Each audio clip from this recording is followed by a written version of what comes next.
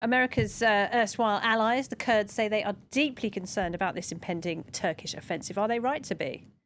Well, I think if you're seen from a Kurdish perspective, I think you have to say they've got every reason to be concerned. The last Turkish incursion into Afrin over a year ago led to Kurds being forced out of their towns, their houses being occupied by Arabs sympathetic towards the Turkish side, and the Kurds will feel that the same thing is likely to happen again this time round, despite the assurances that this is a limited operation at this stage to create a security zone about 60 kilometres long and 32 kilometres deep, primarily in Arab-occupied areas.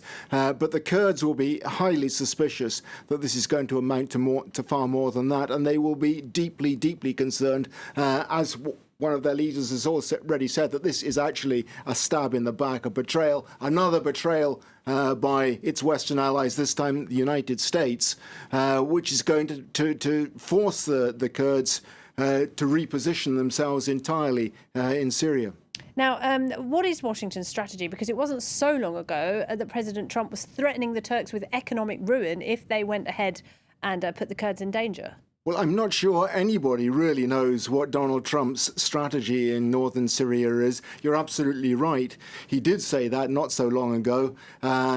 Before that, however, it has to be remembered that he was pulling all the US troops out of Syria, perhaps leaving behind a few. Then he backtracked on that after coming under criticism from within the Pentagon and from the State Department. The same thing seems to be happening this time round.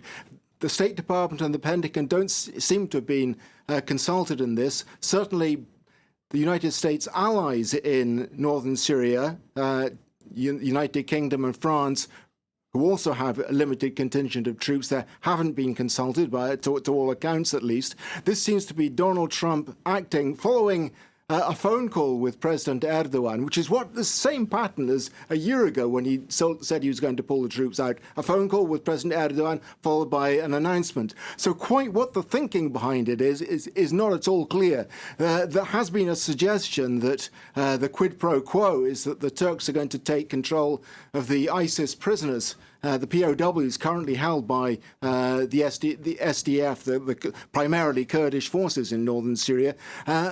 But I think many will look on that with extremely sceptical eyes, because we're talking about 12 to 20,000 prisoners.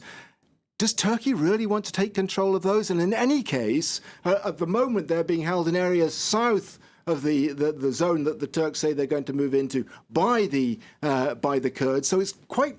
At this stage, it's very difficult to see what the real contours, if there are any, of this agreement are. All right. Rob, thank you very much indeed. Robert Parsons there.